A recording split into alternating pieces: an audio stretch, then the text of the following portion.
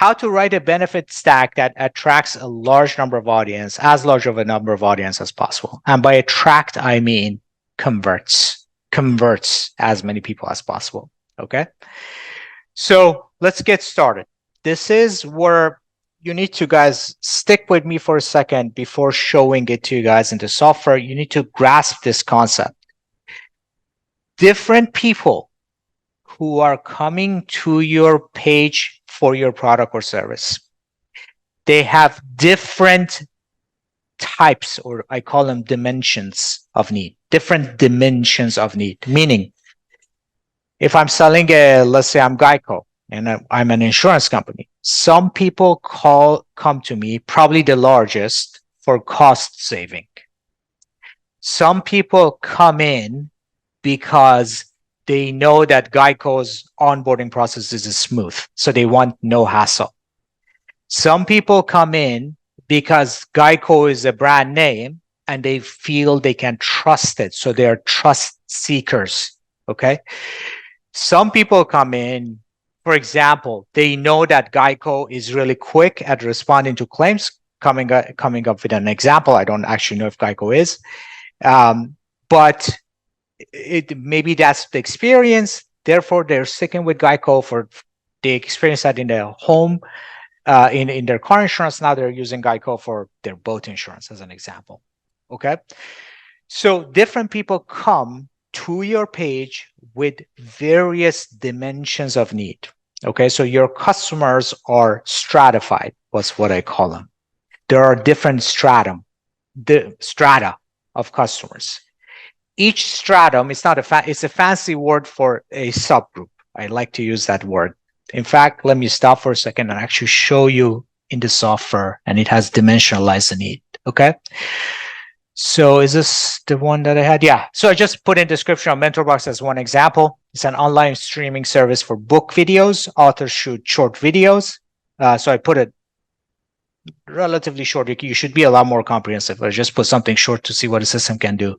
Short videos teaching the main concepts of the book. Users can then watch them to learn the main concepts of the books without having to read the whole book. It only costs $7 a month, cheaper than buying a book, right? So it's just not a sales concept. It's just telling the machine what it does. Now, what it did in the benefit stack, and I'm going to now cover these, is that it identified people that are coming in.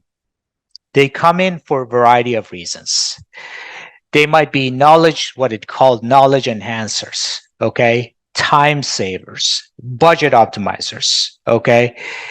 Continuous learners, efficiency boosters, idea explorers, people who want just new ideas, skill enhancers, people who are actually like in a job and they want to get ahead in life. Productivity multiplier, people who are productivity obsessed. Insight seekers, mental stimulators, curiosity, and it's ranked them based on different dimensions of need. Okay, confidence builders. Okay, because you can leadership skills, problem solvers. So essentially, it says okay. So if somebody's cost driven in this case, they're like, okay, $7 a month. I watch the videos. I get the main concepts. You need a benefit in your benefit stack targeting that. If somebody's doesn't have time to read books, okay, so time saver, there's one for that. There are people who just want to learn more. That's knowledge enhancer, okay. Continuous learner, people who just want to be on the treadmill of continuing to learn. People who want to be more efficient. Does that make sense? So it's like different needs. For a Geico insurance, in fact, if I have time, I'll just type in the description of an insurance company and you will see. So it will say things like, okay, this person is looking to like maximize, minimize cost. One person is looking for speed. One person looking for safety. One person is looking for it's just like different dimensions. And then it ranks them. And if you're not using our software, you're doing it on your own, same concept. You need to understand, okay, people who are coming to my product, these are different subgroups of them, things that are the most important to them. Rank order them based on how large that subgroup is, and then explain how your product benefits them in that particular dimension of need. Okay, I'm going to give you guys a little bit more details. Hopefully those of you guys who are lost will be found. So essentially, your visitors are stratified, fancy word for saying they are in different subgroups. Each subgroup comes with a different main need. Various strata have different primary needs. Dimensionalize all different dimensions of need of your customers, everything that you can think of. Have AI help you brainstorm. Okay. Then rank order these needs based on how large the audience is. So if 50% of your customers are coming through to your product to save money, your first bullet in the benefit stack literally addresses that. How your product helps them save money. Okay. Does that make sense? How the product helps the customer save money. That's bullet one, if that is the case. Okay, if different products are different.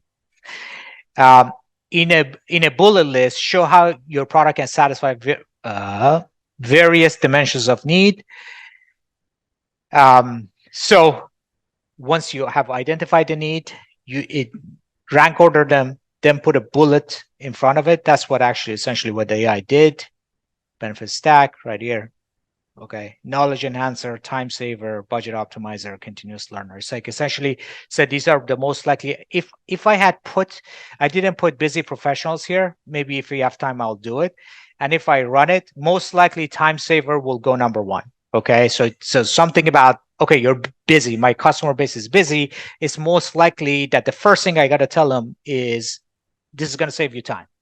Okay, then maybe they're professional, so maybe cost saving is less important. So budget optimizer goes below. Maybe it even is not in the benefit stack. You need like 5 to 7 benefits, essentially. Captures most of it.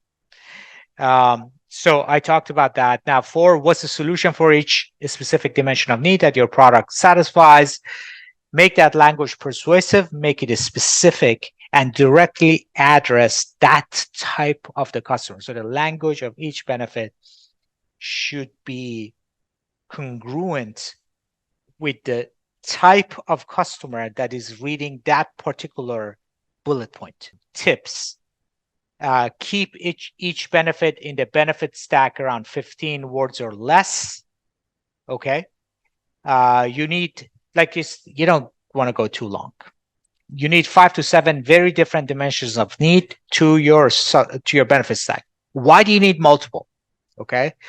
Because remember, each subgroup has a different thing that they click with. There's a different need that they have. So if you have one, you have addressed one subgroup of people. If you have 2, you have addressed 2.